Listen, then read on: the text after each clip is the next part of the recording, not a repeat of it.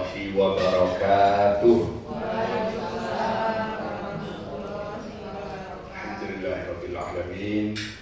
Assalatu wassalamu ala sayyidina Muhammadin wa ala alihi wa sahbihi ajma'in. Wa ba'du. Ustaz Abdul Khaliq yang saya muliakan, Ibu Ita dan keluarga Agar Afif yang kami hormati, ibu-ibu dan bapak-bapak, tolong tamu-tamu Allah yang mudah-mudahan semuanya sehat walafiat, senantiasa dimudahkan semua urusannya dan dalam limpahan rahmat serta berkah dari Allah Subhanahu wa Ta'ala. Aminnya pelan banget tuh. Amin. Sehat semua tapi ibu ya. Sudah makan? Ampun, ada yang belum makan? Nah, udah makan, kenyang, hawanya sejuk, yang paling enak nasi. Yang paling enak apa? Baik, Bapak Ibu, mohon izin memperkenalkan diri. Nama saya Sugiarto. Insya Allah yang akan membersamai Bapak dan Ibu Bisma dan Bisna untuk keberangkatan besok. Saya ditemani oleh Pak Dr. Wisnu, beliau belum datang. Ada lagi namanya Pak Ustadz Awan, juga belum hadir. Petugas ya, ada Pak Rozali. Jadi saya jamaahnya ada 63, pemimpinnya 4.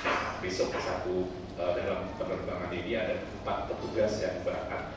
Hari ini saya dapat amanah untuk memberikan materi manasik kepada Bapak dan Ibu yang saya hormati.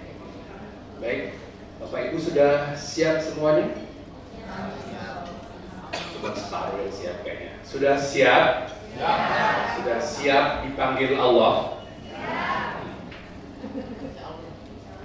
Belum. Kok ada yang ragu-ragu? Bapak Ibu sudah siap dipanggil Allah? Ya. Ibu ini belum siap. Ibu kalau saya bilang dipanggil Allah terpikir apa tuh Ibu? Meninggal. Kalau meninggal belum siap. Nah ini kadang-kadang yang sebagian dari kita kalau dengar kata dipanggil langsung pikirannya ke meninggal dunia. Pak, Bu, dalam agama kita itu sekurang-kurangnya kita mengenal 3 jenis panggilan. Yang pertama, dalam satu hari 5 kali kita dipanggil. Nah, beberapa menit lagi nanti akan ada panggilan, Pak. Allahu Akbar, Allahu Akbar. Apa itu? Azan. Azan itu artinya panggilan, Pak. Juru panggil namanya muadzin. Indra yang digunakan mendengarkan namanya uzun. Uzunun. Ibu boleh putar dirinya tuh duduknya tuh. Nanti pulang dari sini pijit jadinya. Bapak-bapak, ibu boleh hadapnya nanti ke sini. Diputar Pak. Diputar saja. Kursinya nggak apa-apa. Nyaman, bebas. Ya. Nanti manasiknya nggak seberapa. Pulang dari sini lehernya yang sakit ya. Yang kedua ada panggilan ke Baitullah Pak. Ayatnya wa'adzin finnasi bil haji. Jadi ketika Nabi Ibrahim Allah perintahkan memanggil, kalimatnya wa'adzin finnasi, dipanggil ke Baitullah. Jadi ke Baitullah ini panggilan Pak, baik haji maupun umrah. Satu lagi ada panggilan, itu kalau setelah dipanggil diumumkan di menara masjid, inna lillahi. Tadi ibu yang belum siap yang mana? Oh yang ketiga belum siap. Setahu saya yang pertama itu sebagian dari kita kadang-kadang nunda. Udah Allahu Akbar, dikit lagi, tanggung. Yang kedua juga gitu Pak. Sebagian dari kita sudah mampu dari dulu, belum juga memenuhi panggilan Allah. Ada yang kayak gitu. Sudah mampu belum haji, belum umrah juga ada. Tapi panggilan yang ketiga, idza jaa ajaluhum la yastakhiruna sa'atan wala yastaqdimun. Panggilan yang ketiga ini gak ada yang bisa nunda. Memajukan juga gak ada yang bisa. Semua kita harus siap ke semua panggilan. Tadi sambil Pak Ustaz Abdul Khaliq baca Quran, saya amati jamaah saya yang mau berangkat besok ini. Beberapa usianya di atas saya. Ya. Yang 50 yang banyak. Tapi soal panggilan yang ketiga gak tahu. Ya. Bisa jadi Bapak Ibu duluan, saya belakangan, atau saya belakangan, Bapak Ibu belakangan juga. Saya pengen duluan. Kapanpun kita dipanggil, mau duluan mau belakangan, mudah-mudahan husnul khatimah. Amin. Ya Rabbal. Baik. Nah, untuk panggilan yang kedua itu kalau dipanggil ada jawabannya, Bu. Namanya talbiyah. Talbiyah ini jawaban panggilan yang kedua. Kalau panggilan yang pertama, hayya 'alas shalah, jawabannya apa? La haula wala quwwata illa billah. Tiada daya, tiada upaya melainkan tolong Allah. Tapi kalau haji umroh, ini jawaban panggilan. Ya, kita lafazkan bareng-bareng. Bapak Ibu, kalau saya mohon berdiri, boleh? Ada sedang makan ya? Oh, nggak usah, maaf, nggak usah. Kita duduk aja ya. Nggak usah, nanti sambil makan berdiri ya Pak. Kita lafazkan talbiyah sama-sama. Bismillahirrahmanirrahim. Syarat baca talbiyah itu semangat, terutama bapak-bapaknya ya, termasuk nanti karena ini kita siap dipanggil Allah kira-kira gitu ya. Labbaik Allahumma labbaik, labbaik la syarika laka labbaik, innal hamda wan ni'mata laka wal mulk la syarika lak. Sekarang bareng-bareng, nggak usah ganti ya. Ayo sama-sama. Labbaik Allahumma labbaik, labbaik la syarika laka labbaik, innal hamda wan ni'mata laka wal mulk la syarika lak. Bapak Ibu yang saya hormati, mohon izin, kadang-kadang ada kesalahan-kesalahan yang kayak gitu, itu rencana Allah. Bapak Ibu, saya mau tanya, Bapak Ibu mau nggak umrohnya besok itu asyik dan menyenangkan? Mau. Yang mau cuma sedikit. Mau umrohnya besok itu menggembirakan? Mau umrohnya mabrur? Ikuti saya ya. Innal hamda, sesungguhnya segala puji, segalanya dipuji, segalanya disyukuri. Ya Allah, alhamdulillah aku udah sampai sini ya Allah. Unzuru ila man huwa asfala minkum wa la tanzuru ila man huwa fawqakum. Ya Allah, betapa banyak orang-orang yang rindu pengen ke Baitullah tapi belum kau izinkan. Aku bukan yang rajin ibadah, bukan yang sholat, tapi kau pilih, kau takdirkan. Terima kasih ya Allah. Asyik umrahnya. Sama-sama. Innal hamda, sesungguhnya segalanya dipuji, disyukuri. Wan ni'mata, segalanya dinikmati, dinikmati aja.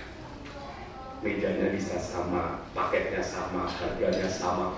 Tapi ada yang satu umrohnya tuh nikmat, enjoy, asyik, seneng banget, canda-canda. Tapi ada yang dari mulai berangkat ngedumel terus. Bapak Ibu kalau sudah mulai berangkat ada rasa ngedumel, kesel, travel apa ini? Selamat ngedumel sampai pulang. Itu pengalaman kami. Kalau dari awal sudah mulai ada yang, maaf, dulu guru kami nyebutnya itu najis batin. Udah mulai gak set dengan travel ini, salah pilih. Selamat ngedumel sampai pulang. Boleh ditandai. Ini maksudnya kita nggak boleh komplain. Maaf, bukan nggak boleh komplain, bukan nggak boleh protes. Tapi sudah terlambat, sudah besok mau berangkat. Jadi kalau Bapak Ibu yang saya hormati ada hal-hal yang nggak sesuai dengan kontrak atau transaksi muamalah Bapak Ibu, silakan selesaikan sepulang umroh. Kantor RRA nggak jauh-jauh dari sini. Alamatnya tepat ada. Udah. Jangan sampai sudah Bapak Ibu nggak mendapat haknya, umrohnya rusak. Itu maksud saya. Saya yang membersamai Bapak Ibu tugasnya membimbing.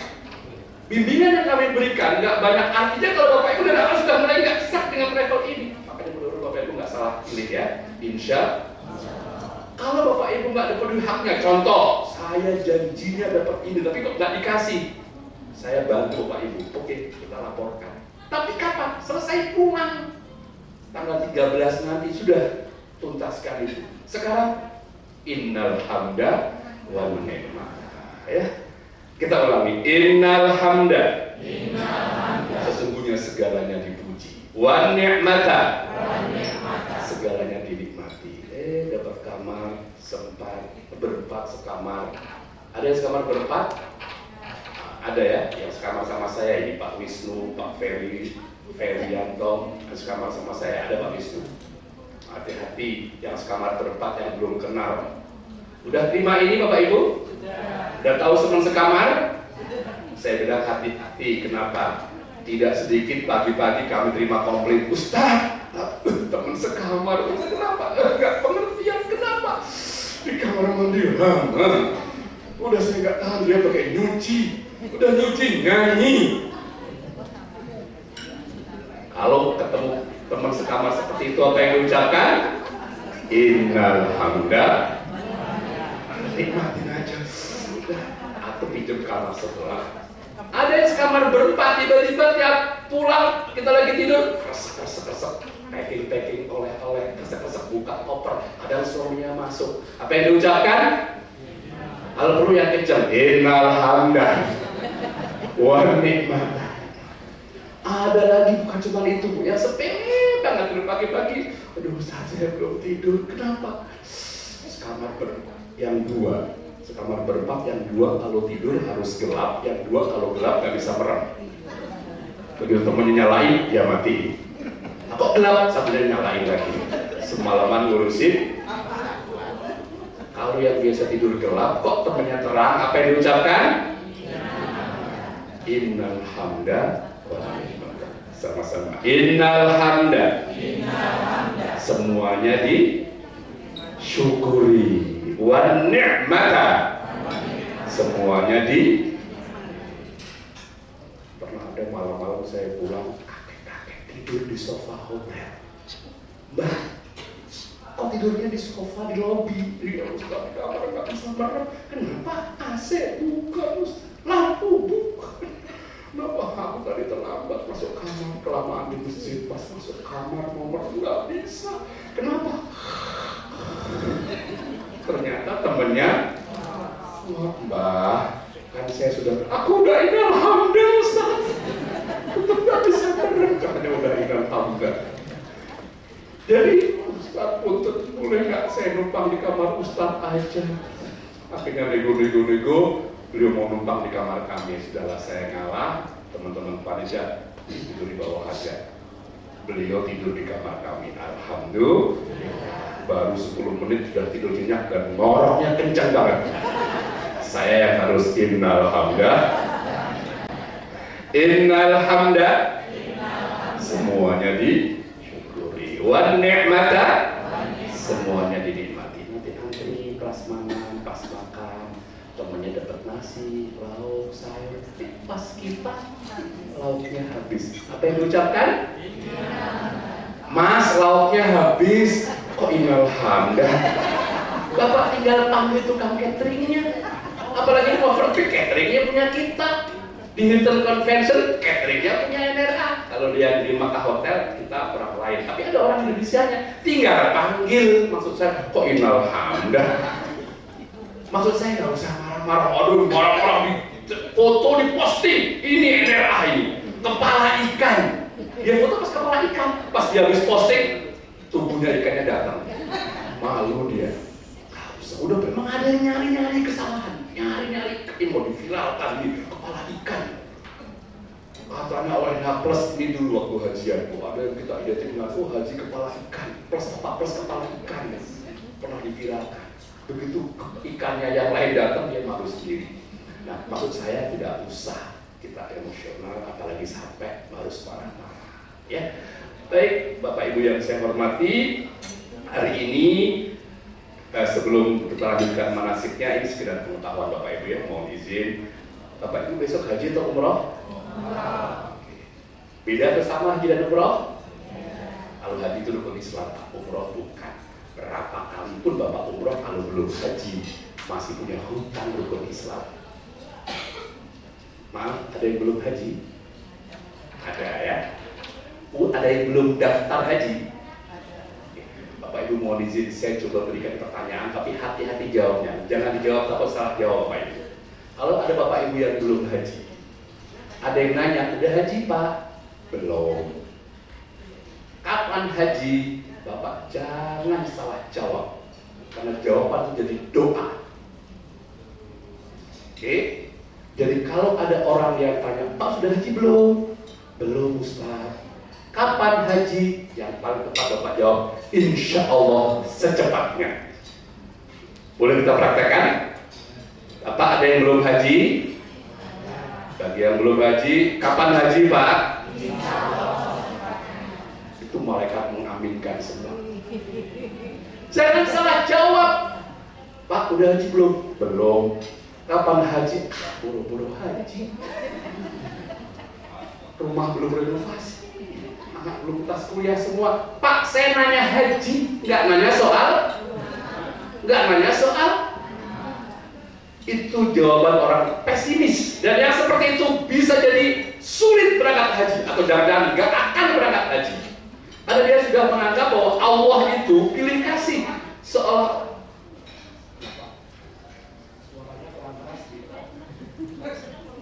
ya mohon maaf, saya bisa ngajar di kelas, jadi nggak mau ada bicara tandingan. Sampai mana tadi? Sampai mana tadi?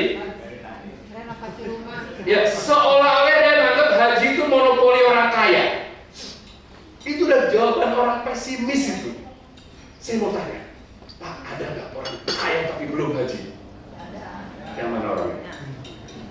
Tetangga lagi. Ada nggak yang belum kaya tapi haji?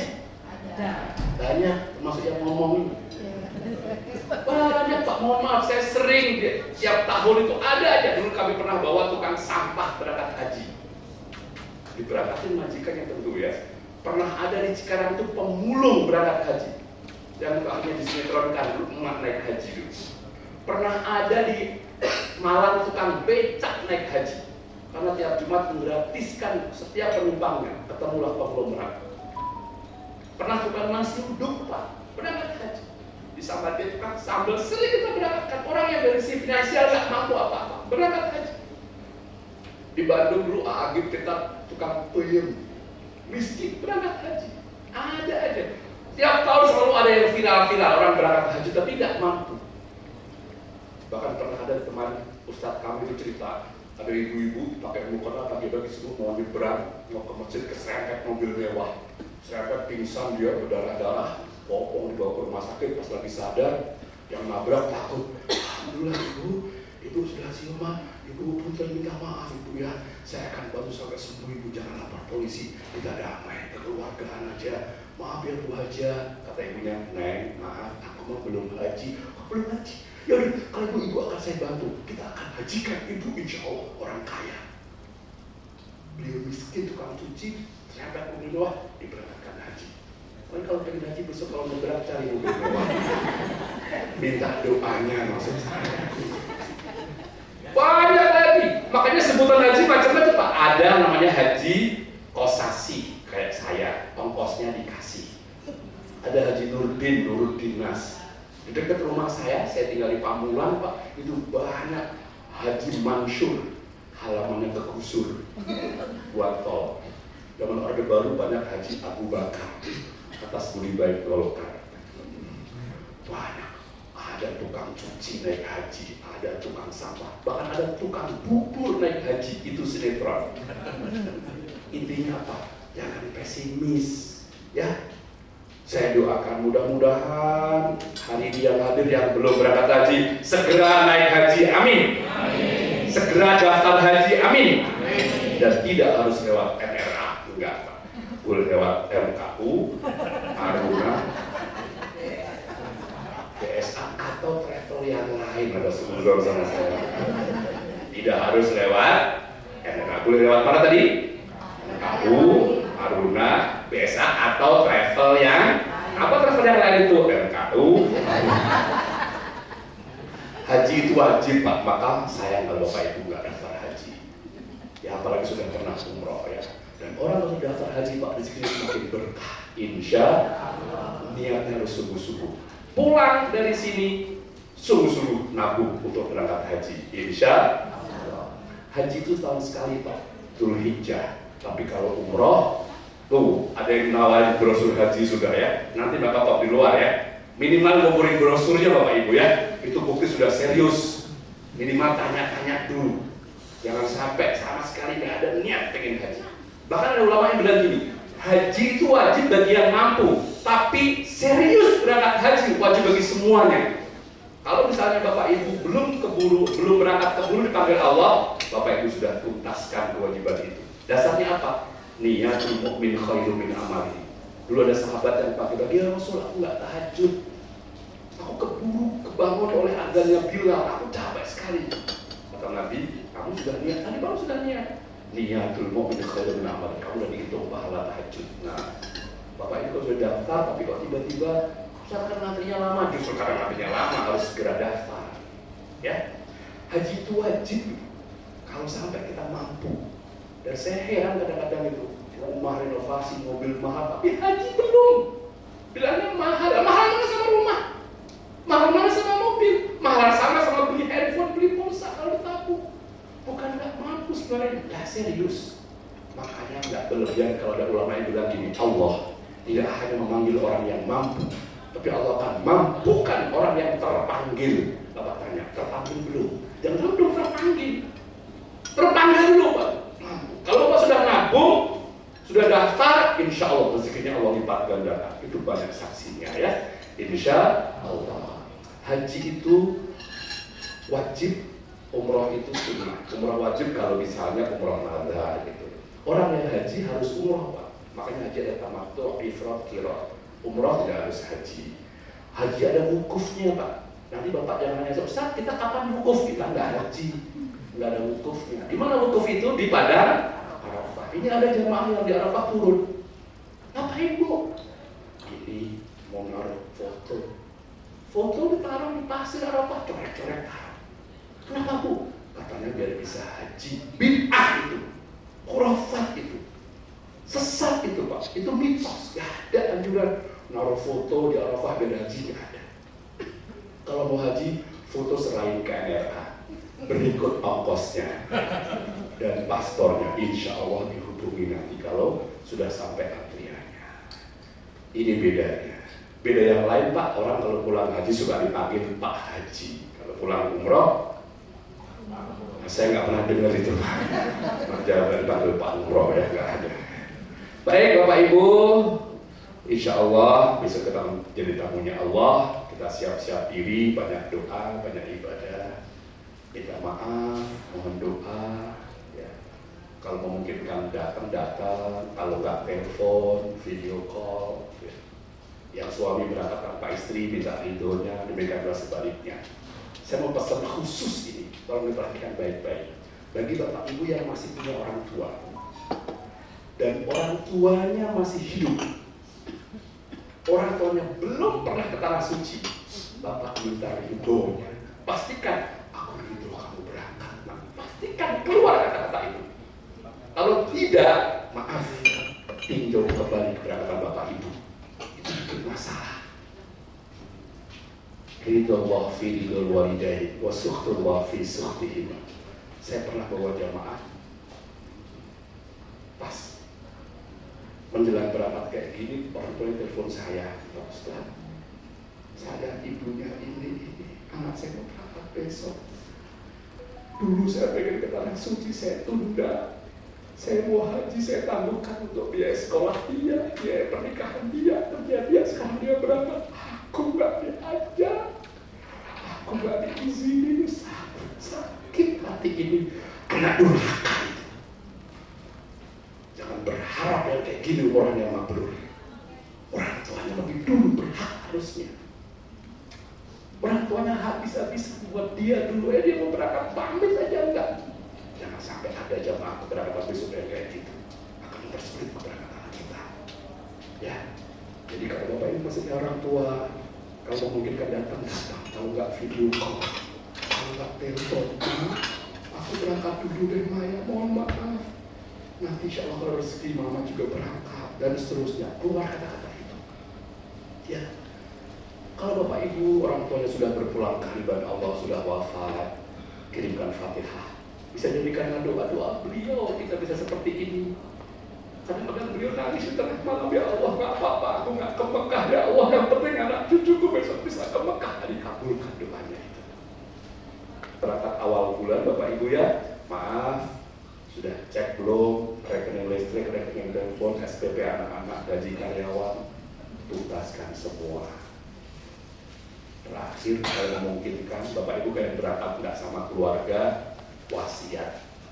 Nah, Bapak berangkat ya, Ibu berangkat ya, tolong sama Bapak dan Ibu di tanah suci doakan. Kamu yang baik-baik ya, rukun ya, jangan tinggalkan sholat, itu penting Bapak Ibu. Berapa banyak anak-anak yang maaf, yang susah nasihati, begitu dengar orang tuanya pesan kayak gitu, wah langsung melinang air matanya Pak. Saya sudah menyaksikan, jadi maknai ini. Jangan sampai momentum ini terlewatkan sehingga kita tak sempat berwasiat. Kalau nggak kuat, Bapak Ibu tulis surat. Ini anjuran para salafus soleh. Kalau orang mau musafir itu disunahkan berwasiat dan tidak ada jaminan kita bisa pulang kembali. Berapa banyak jamaah-jamaah yang kami temani ke tanah suci, tapi akhirnya kami tinggalkan jenazahnya di sana. Kami pulang tanpa bawa beliau. Saya sudah sering menemani jamaah kayak gini. Sakit Ustaz, ada yang sakit, ada yang tidak sakit, ada yang berpleset di kamar mandi, ada yang mohon maaf dehidrasi, soal rajin ibadah macam-macam. Tapi alhamdulillah nanti kita akan temani Pak Dokter, jadi insya Allah kita akan nanti diberi kesempatan konsultasi kesehatan dan seterusnya. Harus dalam masjid dan harus berturut-turut. Nah yang kita lakukan itu namanya tawaf rukun umroh Pak. Kita nggak tawaf kudum itu bagian ke Makkah tapi tidak dalam keadaan ihram. Tawaf ifadah itu untuk haji. Nah Bapak Ibu kalau mau tawaf sunnah itu kapan aja silahkan, tapi sekarang ketentuannya harus pakai pakaian ihram. Ibu-ibu itu udah pakai ihram semua, ya tinggal pakai manset aja. Kalau bapak-bapak harus pakai ihram baru bisa dipakai masjid. Nanti meninggalkan Makkah mau menuju ke Jeddah kita tawaf wada ya terbang kita. Bapak Ibu kalau lancar tawaf itu 30-an menit maksimal 40-an insya Allah. Nah sunnah kalau bisa jalan kaki. Bapak Ibu kalau nggak kuat jalan kaki pakai kursi roda boleh, pakai skuter boleh. Sekarang ada lagi pakai Golf A di atas, bayar sendiri tapi. Kalau Bapak Ibu misalnya nggak bisa jalan kaki pakai kursi roda, lapor ke saya. Nanti di Madinah kami carikan pendorongnya orang Indonesia biar nyaman komunikasinya. Tapi kalau sampai Makkah baru lapor, maaf kadang-kadang susah nyari orang Indonesia, terpaksa dorong orang Arab. Nah saya nggak tahu orang Arab ada remnya apa enggak, ngebut aja kadang-kadang ya. Sunnah buka bahu kanan kayak gini Bapak Ibu. Nah ini kan bahu kanan dibuka ya contohnya ya, kayak gini tadi. Ini nggak dibuka kalau ini, kalau dibuka kayak gini. Nah ini bahu kanan dibuka. Ada yang nggak mau buka Pak? Ustaz, saya nggak berani buka. Tak apa-apa, ini sunnah. Ternyata ada tulisan jaga gitu. Pas saya buka, telah kebersihan. Oh jagalah kebersihan ternyata. Sunnah lari-lari kecil, tapi ini nggak mungkin karena kita berombongan. Sunnah menghadap Hajar Aswad. Bapak Ibu lihat sebelah kanan ada lampu warna hijau, kiri Ka'bah gini. Bismillahirrahmanirrahim, Allahu Akbar. Boleh kita mulai sama-sama, angkat tangan kanan, tengok ke kiri. Bismillahirrahmanirrahim, Allahu Akbar. Tadi kecil sekali ya John. Ada yang lebih. Udah cukup kayak gitu. Kalau mungkin sunnah cium Hajar Aswad atau angkat tangan, saya pesan kepada semua jemaah jangan nyium Hajar Aswad malah. Duh, kenapa Ustaz kan sunnah? Itu dulu. Sekarang kalau Bapak sudah pakai ihram, malah kami larang jangan nyium. Kenapa? Satu, Hajar Aswad wangi. Kita lagi ihram nggak pakai, nggak boleh pegang ya. Dua, Hajar Aswad itu masuk ke lubang, kita harus keluar Ka'bah. Tiga, itu pusaranya deras sekali, berebut desek-desekan. Kalau kita sampai masuk pusaran itu, kemungkinan besar kita lepas dari rombongan. Dan yang keempat, laki-laki lagi nggak pakai apa-apa. Kalau yang bagian bawah itu keinjak dan lepas, semeriwing itu Pak, dan bisa viral ya. Pernah terjadi orang Afrika Pak, dia sibuk sendiri. Kalau mau baca surat kapan?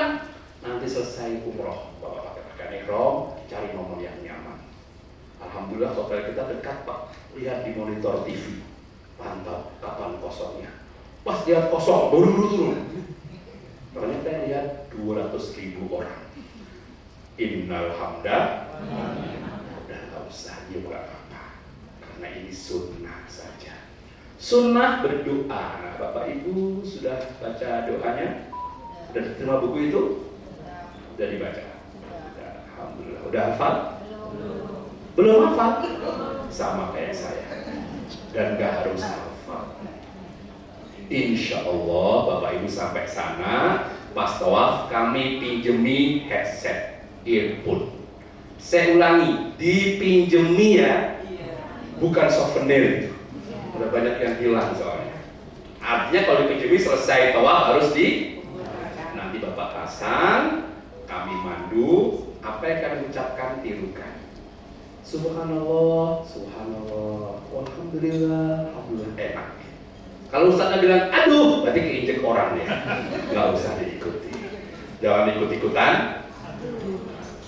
Ustaz kok nggak berfungsi, lepas kantongin. Innalhamdulillah, itu rezeki Ibu. Padahal untuk uplak-uplak, dia kan pakai Bluetooth, pakai apa frekuensi. Kalau dulu akhirnya nggak sensitif lagi. Lepas aja, udah nggak usah.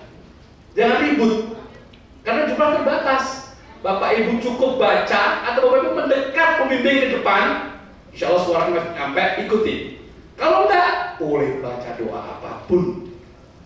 Baca doa yang Bapak Ibu bisa, nggak harus bahasa Arab. Tidak ada satu pun doa yang hukumnya wajib. Nanti saya bocorkan. Kabar gembira bagi yang malas baca doa ya. Saya pernah menemukan jamaah dan itu orang pinter, berpendidikan. Dia bawa 7 kertas, dia nggak mau pakai ini, 7 kertas di kartu nama gitu.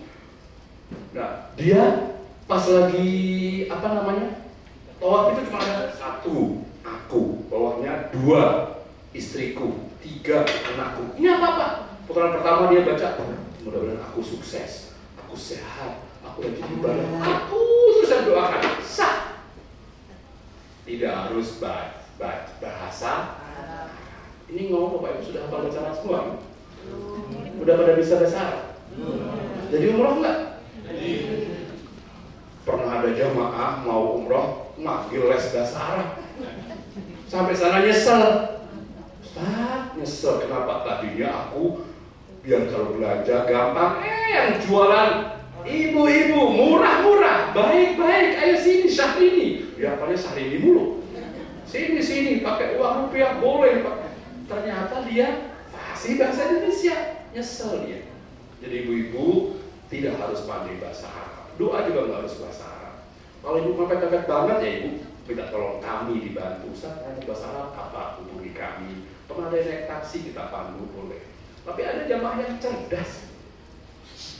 Pernah ada jamaah ID card-nya dibawa, tapi lepas di rombongan. Dan itu di hotel bawa kartu nama. Dia bingung mau banyak siapa gitu. Ini hajian. Dia panggil askar, dia bawa kartu nama hotel. Syekh, ihdinas sirata. Ihdinas sirata. Tahu artinya Bu? Apa? Tunjukkan saya jalan ke sini gitu. Orang Arabnya ketawa, ihdinas sirata. Indonesia luar biasa. Itu nggak seberapa. Ada lagi yang lebih heboh Pak. Lagi di penginapan, ini hajian ya. Lagi penginapan ibu-ibu yang sedang nggak sholat dan nggak ke masjid, lagi ngobrol tiba-tiba lampu mati. Dia bingung lampu mati, wah gimana caranya? Ada ibu yang pernah sekolah madrasah gitu, wah lampu kan ada cahaya ya. Cahaya bahasa Arabnya itu nanti dia panggil, hei Nur inna lillahi wa inna ilaihi raji'un kata dia gitu. Itu juga ngerti orang Arab ya. Orang Arabnya datang, kayak Nur almarhum kata dia gitu. Innal hamda. Tapi yang saya kemarin nggak usah pusing-pusing bahasa Arab. Kalau Bapak Ibu nggak denger earphone, baca buku. Nggak bisa baca doa masing-masing. Ya, baca doa apa? Doa apa aja. Bahasa Indonesia boleh. Tapi jangan juga salah paham. Mentang-mentang saya bilang, katanya Ustaz kan doa apa aja. Pas doa baca Allahumma barik lana fima razaqtana wa qina Sebelahnya Allahumma inni a'udzubika minal khubusi. Sebelahnya lagi bismika. Bukan itu maksudnya apa aja itu yang ada hubungan dengan kebaikan. Tapi ada satu doa, jangan khawatir. Doa ini sunnah dibaca dari rukun Yamani sampai Hajar Aswad. Ini rukun Yamani Bapak Ibu. Nah, rukun Yamani itu kalau tarik garis ke Yaman. Yaman artinya kanan Ka'bah. Dari sini sampai Hajar Aswad sunnah membaca doa sapu jagat. Bapak Ibu apa tidak? Ayo sama-sama baca. Rabbana atina fid dunya hasanah wa fil akhirati hasanah wa qina adzabannar. Alhamdulillah sudah punya modal Bapak Ibu. Ustaz, ya Bu, aku cuma hafal Rabbana atina. Kalau aku nggak bisa dengar pun, kalau semua putaran baca Rabbana atina, boleh nggak? Boleh nggak? Sah nggak? Sah. Rabbana atina. Ada Hajar Aswad rukun Rabbana atina. Nggak apa-apa. Semua Rabbana atina nggak apa-apa. Paling kalau mereka bilang nggak ada yang lain Bu, nanti pulangnya dipanggil Haji Robbana ya. Makruh. Jangan buru-buru, jangan ngemil, jangan nyakitin orang. Kalau diinjek jangan balas injek, jadinya injek-injekan. Jangan ngobrol nggak perlu, jangan nutup muka gitu. Itu makruh. Jangan nahan buang hajat. Kalau Bapak Ibu mau berangkat pastikan udah selesai urusan hajatnya. Jangan nahan lapar juga, nggak boleh. Maka kita tiba makan dulu. Jangan masuk Ijil Ismail. Ijil Ismail itu ini Bapak Ibu yang tengah-tengah nih, karena dia dibatalkan. Jangan bertransaksi. Makanya handphone matikan dulu. Pernah saya lagi bawa tawaf, hah? Pasir 2 truk. Tukang material lupa gitu. Ya Allah, ribut. Tengah-tengah tawaf malah masih jualan pasir. Jangan dandan, jangan make up. Setengah jam selesai tawaf, nanti kita akan doa, minum zam-zam, sholat sunnah. Kalau memungkinkan dekat makam Ibrahim, kalau enggak ya yang penting menghadap ke Ka'bah, tergantung situasi dan kondisi. Lancar 30 menit biasanya. Yang lama apa? Foto-fotonya. Habis ini kami beri kesempatan foto secukupnya. Malam itu terkadang lama mendekat Ka'bah, nanti aja. Kita masih di situ 4 hari Pak, masih leluasa. Selesai tawaf, sa'i lebih simpel Bapak Ibu. Sa'i itu jalan dari Safa Marwah 7 kali, dimulai dari Safa, diakhiri di Marwah. Ini denahnya. Kalau tawaf dari Hajar Aswad kembali lagi dihitung 1, tapi kalau sa'i enggak, Safa Marwah 1, Marwah Safa 2, Safa Marwah selalu ganjil, Marwah Safa selalu genap. Kalau tawaf harus suci, kalau sa'i enggak. Nah lihat, syarat sahnya enggak ada suci kan? Yang penting setelah tawaf di tempat sa'i 7 kali, mulai Safa akhir Marwah sah. Suci itu sunnah. Jadi kalau Bapak Ibu pas sa'i batal, sa'inya tetap sah. Makanya kalau nanti pas tengah-tengah sa'i pengen buang angin, silahkan. Yang penting minggir. Nanti kita adain siapa yang minggir. Tetap sah sa'inya. Tapi kalau mau sunnah ya keluar dulu, wudhu cuma buat ketinggalan rombongan. Ada, sekarang bukan lagi pilar ya, ada plafon warna hijau di atas gini, itu lari-lari kecil disunahkan. Rabbighfir warham wa'fu, dipandu doanya. Safa Marwah 470-an meter, nggak sampai setengah kilo. Kalau lancar sekitar 10 menit Safa Marwah itu. Saya pernah bawa Safa Marwah itu 5 menit. Ya, alhamdulillah saya pernah dapat kehormatan membawa Panglima TNI dulu, almarhum beserta ajudannya, tentara semua. Rabbighfir, beliau biasa, saya innal hamdah. Masya Allah, waktu itu saya masih muda padahal ya. Nah, kalau normal 10 menit, insya Allah 1 jam lebih tuntas sa'i. Ya, selesai sa'i Bapak Ibu, kita cukur. Keluar pintu Marwah, cukur. Mau digunting sendiri boleh, minta tolong gunting orang lain boleh, tapi sebisa mungkin sebelum nyukur orang, diri sendiri dulu didahulukan. Ibu-ibu tetap jaga orang. Kalau ada orang nawari kita nggak kenal, hati-hati. Kadang-kadang juga dimintai. Siapa itu? Orang kita juga. Kalau ibu duitnya banyak, rezeki berlimpah, boleh bersedekah. Tapi kalau enggak, daripada marah-marah, udah sama kita aja. Misalnya ada orang jahat, Ustaz. Oh, katanya Mekah tempat lahir sahabat Abu Bakar Umar. Ya betul. Tapi Abu Jahal juga di sana lahirnya. Artinya apa? Namanya kejahatan itu gak mengenal tempat kadang-kadang. Ya. Pulang dari sini ada yang nawarin biasanya, ayo botak, kalau botak ya, laki-laki sunnah, kalau mau dibotak silakan. Ya. Katanya kalau mau botaknya klimis, rapi itu 15-an real. Ada sih yang 10 real, ada agak lecet dikit lah. Nanti biasanya banyak yang nawarin berebut itu kalau umrohan, kalau haji itu mahal Pak, 25 sampai 30 real. Selesai, sudah. Insya Allah kalau kita mulai jam 9-an, ya sekitar jam 12-an tuntas.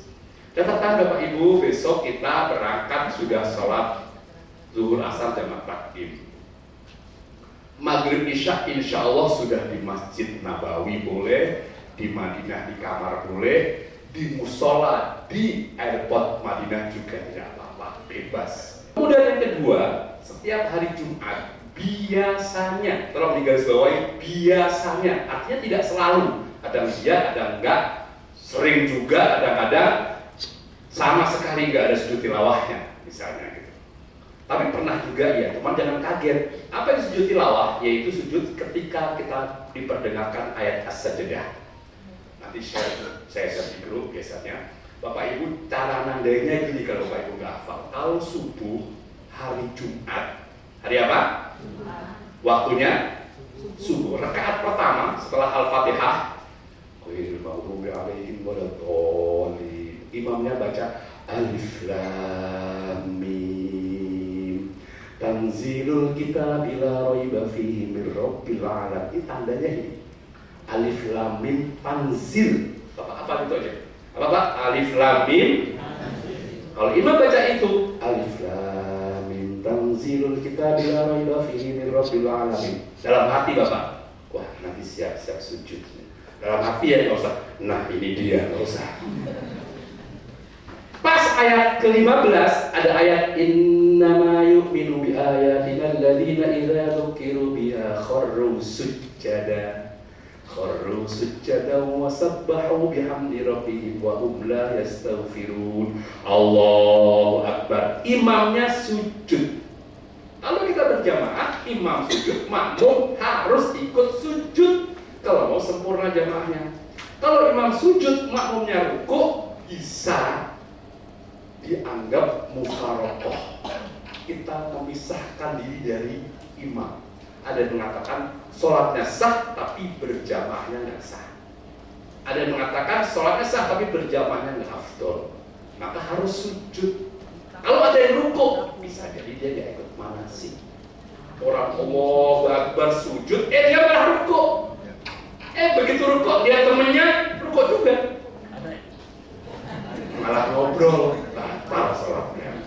Malah bilang batal sholatnya ya. Bapak Ibu yang dari pesantren ini familiar, atau di Jakarta, di kota-kota besar, tinggal di masjid-masjid besar, ini sering dipraktekkan di Sunda Kelapa, di Jakarta Al-Azhar, Aktif, Istiqlal. Kok di masjid saya enggak Ustaz? Bedanya kalau imam Masjidil Haram rata-rata hafal 30 juz. Kalau imam di kita hafal juz 30. Setiap selesai sholat fardu biasanya ada himbauan as-sholatu 'alal amwati yarhamukumullah. Sholat jenazah hukumnya fardu kifayah. Bapak Ibu dahulukan sholat jenazah daripada sholat rawatib ba'diyah. Kenapa? Sholat jenazah itu fardu kifayah. Fardu itu di atas sunnah walaupun sunnah muakkad. Kecuali nanti pada saat mau meninggalkan Madinah kita jamak takdim. Nah waktu itu Bapak Ibu zuhur asar sambung nggak usah ikut sholat jenazah. Atau kita mau ke Raudhoh yang itu jadwalnya padat, Bapak Ibu nggak sholat berbadiah, nggak jenazah, nggak apa-apa. Tapi kalau memungkinkan tetap ikuti sholat jenazah. Kenapa? Pahalanya besar. Kata Nabi sholat jenazah itu pahalanya segede kirot. Seberapa kirot itu? Segede gunung Uhud. Nah ini Bapak Ibu gunung Uhud. Mana tadi? Nah segede ini pahalanya. Itu kalau di tempat tinggal Bapak Ibu. Kalau di Madinah 1000 kali gunung Uhud sekali sholat. Kalau di Mekah 100.000 kali gunung Uhud. Ya Allah banyak. usah bawa kalkulator juga, udah berapa pahala kok. Pas sampai tengah air, kok nggak sholat? Deposit pahala masih banyak. Bukan gitu juga kan, ya artinya apa? Nggak usah dihitung-hitung lah sholat pahala ya. Baik, Bapak Ibu yang saya hormati, saya kira ini pengantar manasik kita.